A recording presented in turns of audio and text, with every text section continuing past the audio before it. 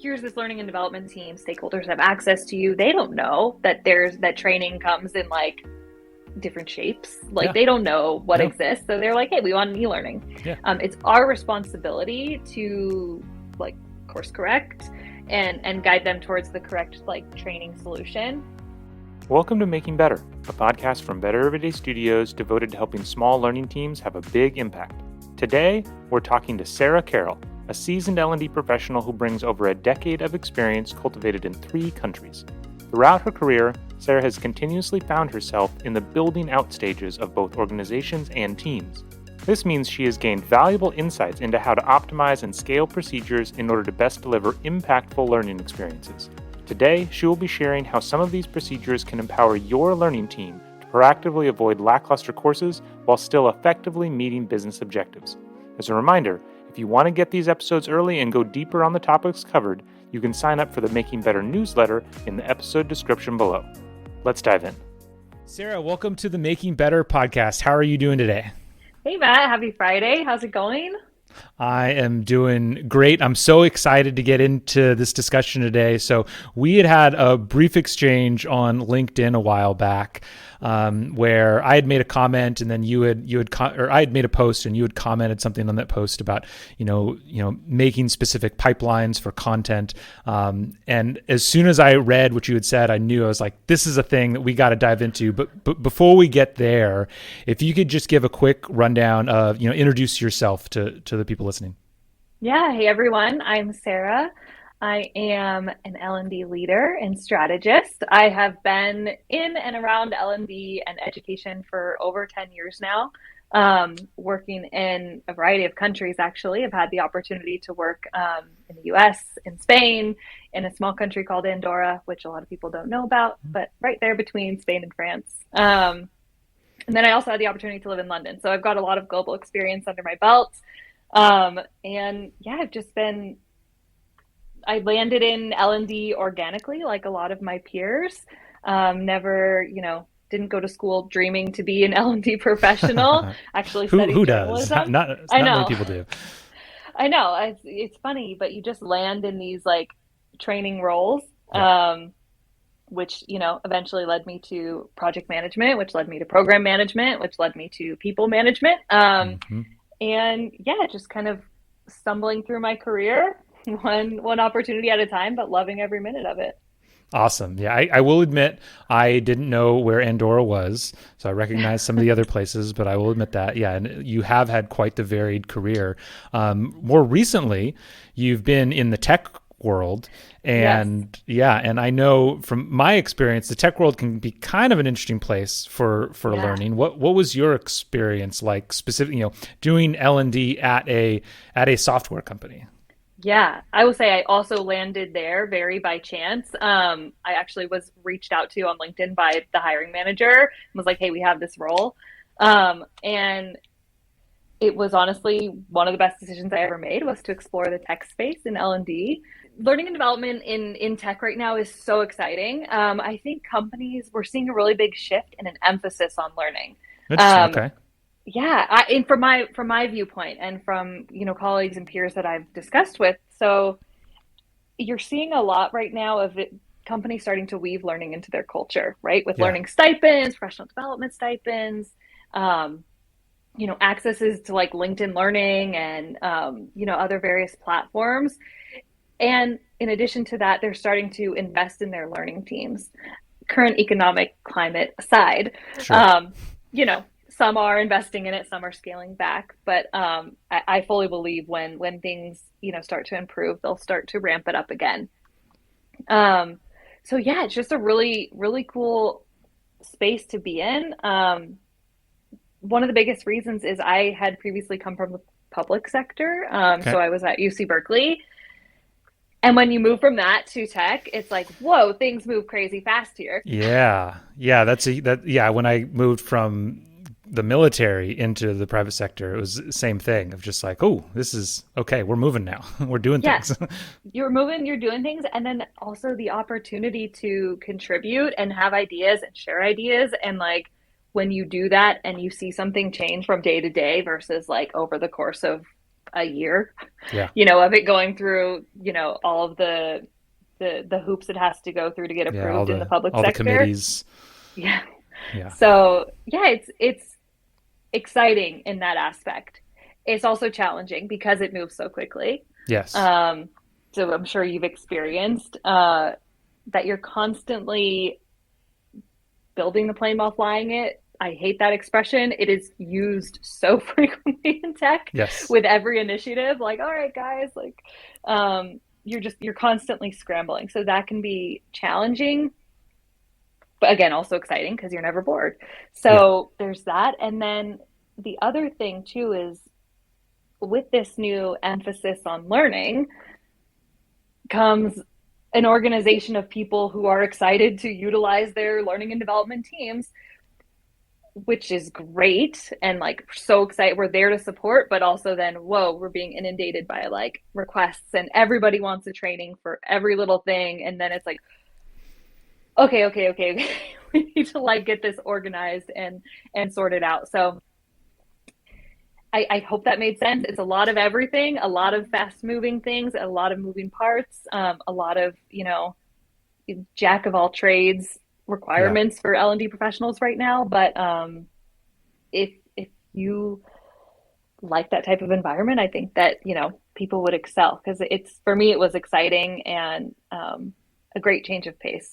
Yeah, absolutely. It can be, yeah, it's really exciting and really fun, but it's like you have to almost like know what you're getting into, kind of Yes. if you're really going to succeed, because it's not for everybody, not better or worse. It's just not for everybody. Yeah. And I do think you're right. And we were actually talking before we started recording a little bit where there's almost two sides of the coin of either nobody knows what L&D does and it's off to the side and you're like having to fight for anybody to notice you, and then you get what you want, you get noticed, and then all of a sudden everybody realizes, ooh, this is this resource, and you go all the way to the other side of the spectrum of just like, oh geez, now there's so many requests, we can't keep up.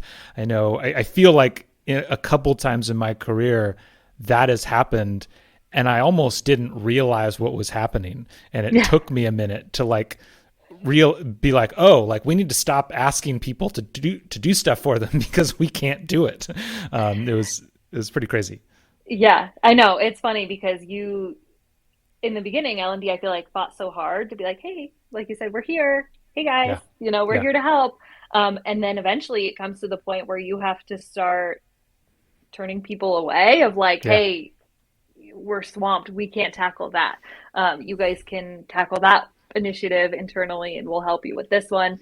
So it's funny how there's been that shift, but at least in my experience, we were getting requests daily, if not multiple Yeah. times a day. Yeah. It was wild, but again, fun. If Yeah. if you're looking for something that is exciting, join a tech company. Yeah, for sure. And so before we get into this kind of the specifics of how you solved that problem and brought some Yeah, organization to it, where give us a little sense of the situation you were in, like the team that you had, who was your customer, like where were yeah. you situated, what kind of stuff were you making? Yeah. So I was on a domain specific L&D team, Okay. which means we supported a very specific group of employees within the company. So I was supporting our client onboarding analysts and team, which sat under customer operations. So they were client facing and they were doing the internal process to, approve or deny clients from our platform. Okay. And Okay. so we were training them. We did everything. So they would join the company and they would go through their 2-day orientation with like the people team, the L&D team for Coinbase as a whole, and then they'd come over to us and then we would run their role specific onboarding program and get them ramped and ready to do their jobs. Um, so we owned and managed their onboarding program, but we also did like change management initiatives, tooling rollouts, upskilling, cross skilling, continued education, and we even helped with reorgs a few times. So anything learning for that group of employees, we were doing it. Yeah. Um, Sounds like almost you could almost upscale a little bit of like all things talent almost, for like that particular team in some ways. yeah, yeah, exactly. So that's really what we owned. But in addition to kind of like, you know, supporting them in the spirit of building the plane while flying it, our team was growing like crazy. So when I started at Coinbase, the L&D team in that specific area was only a couple months old. And I was on a team of me and one other senior specialist. He was actually promoted and moved over to support another line of business. So it was me. And then I grew from me to five of us to support Nice. just this one Yeah. group of employees because it was so like it was the most demanding line of business to support under customer Yeah. operations. So not only are we supporting, the employees, but then we're trying to figure out our own operations. How are we going to operate like a well-oiled machine and lay that foundation for our team? We were migrating to a new LMS. We were onboarding our own teammates. We were just doing everything to get established ourselves Yeah. while simultaneously, I think I onboarded over like 800 people in my Yeah. time there. So, Yeah. Yeah, that's part of that, going across the spectrum too can really be, where you are in the business and what part of the business you're supporting. And definitely when you're supporting those customer facing side of the business, whether it's customer success or sales, installation folks, if you're in a hardware kind of environment, that can be very tricky and because it's so demanding. It's yeah, so it's great because there's a lot of demand, but it's like, oh, well now we got to keep up because if we're not fulfilling our role, we are truly impacting the business. And as much as learning and yeah, development professionals say we want to impact the business, I think we all believe it, but it's different to want it and then be faced with that reality of like, we need to step up, which is awesome, and I yeah, think we all should be striving for that. But it's a different responsibility if you're used to being more of a back end player or a support player. yes. Yeah. I think hit the nail on the head is like the level of responsibility on your L&D teams in those domain specific, what I call them L&D teams is so much greater. I mean, I Yeah, was in charge of leading an initiative that literally was like we had compliance regulators like breathing down our neck to fill something by a certain deadline, and we had to onboard, I think it was 390 people wow, in 6 weeks, wow, and build it from scratch. yeah, They're like, yeah, hey, L&D. And so it's like, again, having that ability to make the impact was amazing and yeah, exciting. yeah, But I think it's a totally different ballgame than the L&D teams who might just be creating like professional development material for people to, access as they want, as needed. It's definitely a different ballgame. yeah, for sure. So I think we've been teasing the main subject of what I wanted to talk about enough, where Yeah, we talked about, okay, so there's this big need, this big demand. Everybody always, all of a sudden wants your help with everything. And then the yeah, comment that you made on LinkedIn was about, creating that process mm-hmm. to intake those requests, prioritize requests, scope everything. I got the opportunity to do this at a previous company, and I felt it was like the greatest impact that I had at that company. I was there for Yes. 4 years, and building this thing was like, this is what I am proud of.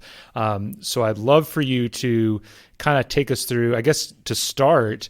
Where did it start? Like how, I think you've already said, it was just like you're kind of being overwhelmed. So you had to do something. What were the first steps that you made towards building this process? Yeah.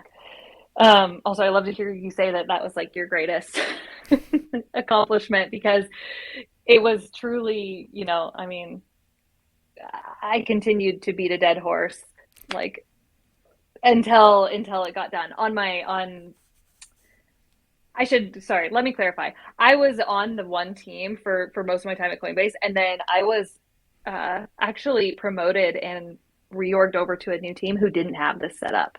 Got it. Um, and so that's where I had taken all of the innovation that was created on my previous team and started. I was like, guys, we got to get this going. We got to get this going. Um, which, let me add, is another insanely important reason to streamline and standardize your procedures across the organization Sure. for L&D if you are listening and you're at a company with a lot of micro L&D teams, the biggest recommendation I could make is to get those L&D leaders together and start streamlining those processes that are, the backbone of L&D that every L&D team is using: intake, scoping, report pulling, uploading to LMS, delivery, deployment, whatever. And make sure that they're the same across, because when you have those reorgs, and we know in today's climate that we do, that's going to make it so much better. Yeah. So that's my It, little tangent on that. well, and even more than that, I would say no matter how distributed or broken apart your learning team, quote unquote, is, to the company, to the employees, you're all learning people. Yeah. Right. And so if you're a technical trainer out in like production, or you're an instructional designer in HR, or you're a program manager inside of customer success, it's to the employee, you're all training people, and they're going to expect you to, even if you're not on the same team, they're going to kind of expect that you would act as if you were on the same team. Yeah. Yeah. I always say that, like, the benefit of getting things streamlined, it's not only for ourselves, right? Because it makes our lives a lot easier, Yeah. but our stakeholders then know how Yeah. to interact with us. Yeah. If they're interacting with multiple learning teams, Yeah. then the learners start to, have a cohesive experience, and not really, I've talked about like a disjointed experience that learners can have when learning teams are doing things differently. But then, like, again, the bottom line for the company, which is money. Time is money in all aspects. Yeah. So, yeah, I mean, just so important. But I promise I will rein it back in and come back to this intake process. Awesome. Yeah. But yeah, so the intake process, this is what was happening truly. Was I would be in a meeting and you'd get a request for a training. I would be in a Slack channel and you'd get a request for a training. I worked with a lot of vendor sites, and you would get an email with a request for a training. Yeah. I one time discovered a request for a training just by having like an honest conversation with a colleague who sat on a different team. And he's like, yeah, this is what I'm working on. And I'm like, oh, shoot, you need a training for that. Like, that literally was what was happening. And I'm like, okay, no. We need to like start to funnel this, because it's just, it's creating so much more work and stress than needs to be. There was already an intake that semi-existed, but it just, getting buy-in and getting that behavioral change of our stakeholders to start using it, that was another step. So that's something that, it takes work and consistency, and like, it takes, if you do build one of these like intake request systems or processes, make sure that it's accessible and in the right places, right? Like pinning it to your Slack channel, putting it on your team's Confluence page, wherever, people are visiting to find your team, like make sure it's in big bold, like use this, because like a tool is only as useful as people know about it and can access it. So but I think I do think that's interesting, because I 100% agree with everything you said. But then I would add that you cannot make it visible enough that it's more visible than Slack or more visible than email. And so to the first point that you mentioned, no matter what you do, there's going to be that like constant push of change management and behavior management of like, thank you for sending me this Slack. Please go over here. Yes. It's just constant. It's inevitable. It will realistically never go away. But I'd love to, I don't know if you've had this experience, but in my experience, I think I was much more afraid of pushing back than I needed to be. Early on, I thought if I pushed back, everybody would be like really mad, and they weren't. They're just like, "Oh, okay," and they would go put in an intake request. Yeah. So I unfortunately don't have that problem. Great. No, I'm very nice, but like I would just, I'm like kind of like a stickler. I would have, my team coming to me and being like, hey, they sent me this request. And I would say, hey, just send them this message. Let them know they need to submit the request. I think it's fine. I always talk everything up to like, it's business. Yeah. Like, they would do the same. Yeah. Um, One quick note. So the intake system was kind of already there. What was it? Just if you can, was it like yeah, a so home baked thing, or was it Jira, or it was, yeah, we were using Jira. Okay. I also have seen this work in Coda. Another team had built it out in Coda, and it also could work in Google Forms. So Yep. again, for any teams listening, like you can build this anywhere you want. Yeah. Just make sure that it's again visible and easy to use. Jira, if you are in a company that's already using Jira for IT and tooling and HR and all the things, it makes sense to put it there because the Yes. company's familiar with it. Like Yes. you don't need to add extra more learning to get the learning requests. Like, like just make it as easy for everyone to use as possible. Can't footstop that point enough of how important Yeah. that is. Of this is not the time to go find a new learning tool Yes. to solve. It's like these things exist that Yeah. chances are, especially if you're in a customer facing company, there's already some system that exists for opening customer tickets, support tickets. Yeah. Find out how you can piggyback on something that already exists. Yes. Do 100%. not reinvent the wheel. It's like that. That's in learning and development in general, is like you don't always have to create new. Just like take something that's working and make it work for you. Yeah. So Yeah. we were using Jira. There was one that was like, I mean, the intake form was, it just didn't have the information that we needed anymore. It was outdated. So it was revamped to be separated out into categories. And I think we had one like you could click on new hire onboarding, you could click on like change management, net new training, and maybe I think other, if I'm recalling correctly. But then like the stakeholder could click on one of those and then it would take you to the form for that, which Okay. was awesome because then you're getting the data of like which types of these requests are we getting the most of. Yep. But then you're going to need different information for different training. So like a new hire request is going to be different than a net new training. And then it allowed us to customize those fields Yep. to get the Great. information that we needed. And that is where the net new is where that next step of that scoping process, which is what the comment was. Yeah. I think my comment was like the meeting that should have been an email, but like the training that should have been a Slack message. That's what we want to avoid. Yeah. Yeah. Exactly. And so that's where the scoping process came, was everybody wants a training. Everybody wants an e-learning. And I don't know about you, Matt, but like I hate e-learnings. I hate taking them. Yeah. I make e-learning for a living, and I still say don't make e-learning. Yeah, I'm like, there's a time and a place. Yes. And if what you want to do is burn out your employees and make them hate learning and hate the learning and development team, continue to just bust out e-learnings that Yeah. employees have to take every week. Yeah. I think that it's just, again, here's this learning and development team, stakeholders have access to you. They don't know that that training comes in like different shapes. Like Yeah. they don't know what No. exists. So they're like, hey, we want an e-learning. Yeah. It's our responsibility to like course correct and guide them towards the correct like training solution.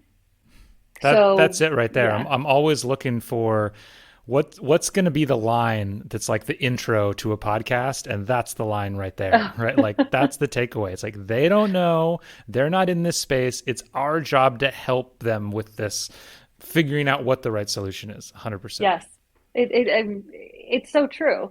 And I think to do that, make it easy on your L&D team and have a process that already exists. Yeah. They grab it. They can use this template that exists of, okay, what information do I need to gather before I can make that decision? And that's what the scoping process was that we created was, so if you've ever used Jira, like, okay, you kind of get tired. You're not going to input every last Yeah. detail about what you need. You Yeah. want it quick and you want to get in and get out because you got a lot of other stuff going on. Which is why people are going to go to Slack. Like if you make too much friction, they're just going to say, Yes, forget about it. I'm going to send a Slack message. So super important point exactly. of is what's the right level of input because you can't make it too much. Exactly. And so for something like a net new where they're like, we want an e-learning, sorry, I said that a little bit snarky. Feel free to cut that or leave it in. We want an e-learning excitedly. Um, we, you want like a summary, you want a brief description, perhaps a date of like when they're looking for this. You can add in more if you want. If they're check boxes, add in check boxes. That's fine. People don't mind those or drop downs. Okay, like who's it? Is it for BPOs? Is it for full time employees? Is it for client onboarding professionals, or is it for people supporting another line of business? Yeah, I think one that I've used in the past to try to help with this is kind of like try to had a drop down of like size of audience, Yes. which maybe they don't know, but that was one that I So liked. It was like, is this your pet project for like the 3 people on your team, or is this like 300 or yeah, yeah, and that brings me to another point, which is like the roster, which Mm. I don't know about your experience, is the hardest thing to get. I mean, getting a learning roster is like asking someone for $1 million. They're just like, they somehow cannot produce it until it's absolutely time. They can give you a general idea, but we had a box in Jira that was like, put the link to the roster. Never got filled. No, So take no. it out, put it on this scoping process, and we'll ask them in a meeting, like so we can be on the same page. But yeah, that learning roster is like gold and The number of times unattainable. I have had somebody just tell me all engineers need to take this, and I'm Oh, like I don't think you know what that term means. you're just like, that's fantastic. Could I just find a list of their names, emails, something for me, like just anything to help me through this. But yeah, we weren't getting that, so kept that like intake form fairly short so we could get you know a basis, like a basic understanding. And then in the scoping, that's where you can get more detailed because you'll set a meeting, right? You'll set Yeah. this 30-minute meeting with the stakeholders who leading this initiative, where you can go deeper into like, okay, tell me the challenge. What are we trying to solve here? What are the KPIs you're looking at? What is the results you're trying to get? What's your timeline? What's who needs to take this? Who really needs to take this? Who needs to take this when? Because again, I don't know about you, but like we've had trainings where they're like, okay, well actually we just need 10 people trained this week and then we can roll it out slowly to more. Mm-hmm. So you're able to get those kind of like more important details face to face. Yep. Um, and I think it's so much more efficient. You're also, I kind of want to put an asterisk next to like timeline and come back to that because that's another thing. But once you get all the information you need, like who the SMEs are that you're going to be working with and like links to existing documentation that they might have, then that's when your team can go and review that. You set another follow up meeting, shorten it if you want, if people are busy. And that's when you can say, hey, after taking this into consideration, after assessing the risks, after looking at your timeline, after looking at, XYZ, we think we don't need an e-learning course. We actually need a quick 1 hour live session or a Slack message or a one pager that they can reference back to. And that's when you can make your proposal of like the appropriate learning solution. Um, but I will say timeline, going all the way back to how exciting it is to work in tech, people will ask you for a training for next week Yes. with zero understanding that it actually takes time to build them. So, within reason, again, I have no problem like just communicating clearly like expectations, and so I have pushed back on timeline a time or two on like, hey, that's really unrealistic for my team. I did so much one time as to like collect the actual data of how long it took my team to build something, and then did a whole presentation for my stakeholders, which was fantastic because it Yeah. really helped them. They were like, "Whoa, uh, So if you need to get buy-in, that's a way to do it. I like that. But That's interesting. I don't think I've ever heard that before. I think especially if you have a clear set of stakeholders, that makes a lot of sense. yeah, so we did. Again, we were very domain specific. I was engaging, a time or two you're engaging with cross-functional folks from other teams, but mostly I was supporting the same team of, I think there were like 5 or 6 managers that we were working with.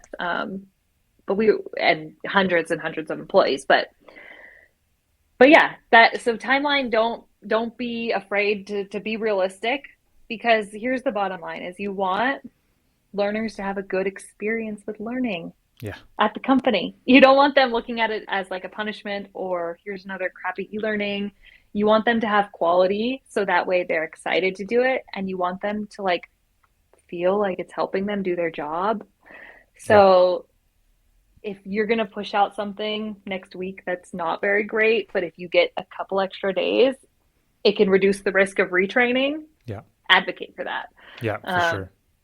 with the understanding that they may just flat out say no, like we need Yeah. it by here. But at least you tried. Yeah. So I really love this because so it's like you're starting off with a tool that people ideally already use, so you have this Yeah. system for intake, so they put it in. You make that initial interaction relatively low friction, right? Mm-hmm. So just to get it in there gives you a chance to look at it. You set up an initial meeting to kind of go through stuff. Then they send you all their stuff that you read through. Then you set up a follow-up meeting. And so by the time you are giving them your proposal, where you maybe agree, maybe disagree, you're kind of like 3 or 4 touch points into the relationship. And those early relationship points were like pretty low stress, like tried to be pretty friendly and frictionless. So there's kind of, there's a base there where when you're not, the point I'm getting at is it's not like they send you an email and you're like, this doesn't need to be training. You're like, you're kind of having a conversation first. And you're like, Yes. after careful review, which I think is great. I think Yeah. that's awesome. You want to have like, they're people you're working with relatively regularly, probably, and you want to have a good relationship with them. None of Yeah. this is to say I realize I'm like, oh, maybe I'm coming off like, no, this is how it has to be. Definitely not. It's a Yeah. conversation, right? Yeah. It's a two-way street, and it's a relationship. And we had very good relationships with our stakeholders, and you want to make an informed strategic decision that's best for the business, Yeah. not that's necessarily best for L&D. Yeah. It's not about being the best for L&D, but it's about efficiency and effectiveness, Yeah. and using like our expertise to make the best proposal and coming to a compromise if needed. Because sometimes people are like, we really need the e-learning because we have to check. They have to check it off, right? We need that in the LMS. Yeah. And it's like, okay, that's understandable. So Yeah. it's definitely not meant to be like a dictatorship. What L&D says goes. It has to be a partnership, to have the best results. Again, because you're going to continue working with everyone, and eventually you'll get into a groove. Yeah. And they may start to learn, oh, this might not be an e-learning. Hey, can we get a live training? Or hey, what do you think is, a good idea for this solution? So, yeah, definitely make it a friendly encounter. Yeah, absolutely. With your And colleagues. so I know we're running out of time, but the one last question I want to make sure to ask is when you're delivering that, how often were you giving a different solution than they originally thought they needed? How often were you just saying like, no, we can't help you? And then how much in both of those situations, like how much pushback was there, and how did you deal with that? That's a big question. Yes. Like, so I would say how often, I'm gonna chunk that out for Great. my brain. How often did we give an alternative solution? I can think of Super rough. a handful of times, Oh, okay. maybe. Okay. And often it was met with approval, like excitement, like cool, that Great. sounds great. Great. Because we would come up with a way for example, the LMS thing where they like, we needed in the LMS to have this checked off, we would come up with a way of like, okay, this doesn't need to be a training. It might be I can think of a time I built a one pager, which is Sure. like, a PDF with a Yeah. chart on it that people Yeah. could literally just look at as they're doing their job. Yeah. Uploaded that to the LMS, told them to download it, and they hit complete. Yeah. So yeah, we would always come up with ways to make sure we were meeting their needs. So it wasn't met with too much resistance. I think the more thing that was met with resistance versus like the type of training was more the timeline. Okay. Which they, again, when I would start to collect data, you have to speak the language of the business, and people like numbers and people respect numbers. So you Yeah. collect that data. And that started to help with the timeline thing of like, either they weren't giving us enough time and we could get a little more, or, you're looking at examples of when you were asked to roll out a training prematurely, and then we had to literally retrain people again, like 2-3 weeks later. Mm-hmm. And so you're showing them that like, hey, if we can reduce this risk, if we add a little bit more time on in the beginning, it's going to, save us time in the long run. Yeah. But making sure to come again respectfully and presenting them with numbers that makes more sense than just like, well, I think this is going to be the better way. Yeah, you have to do a little bit more work. Yeah, and which is one of the more great reasons why you want to why a ticketing system or some kind of structure can help, because now you have that ticket, and that ticket can live on, and you can put information in it, and you can say, this is how long. Yeah, this is how long it took. This is when it was published. This is whatever you want to do. It's super helpful. And so speaking the language of the business, if you are at basically any company that has a significant number of software engineers, I can almost guarantee you they have Jira, Asana, like something, Monday.com, whatever it is, something like that. And it is really easy to repurpose that. And now like you are going to be seen as a part of the business because you're using the business's tools. Which is like the end goal is, on another podcast I was on, it was like, I literally kept saying the same thing over and over, which was like, L&D is working to get that seat at the table to like be viewed as a strategic business partner, right? Yeah. So we can be there proactively, and eventually avoid timeline issues or like whatever, because we would be there from day one, being like, hey, you need this learning solution. Hey, how about this? Proactively instead of reactively, but little by little, we'll get there.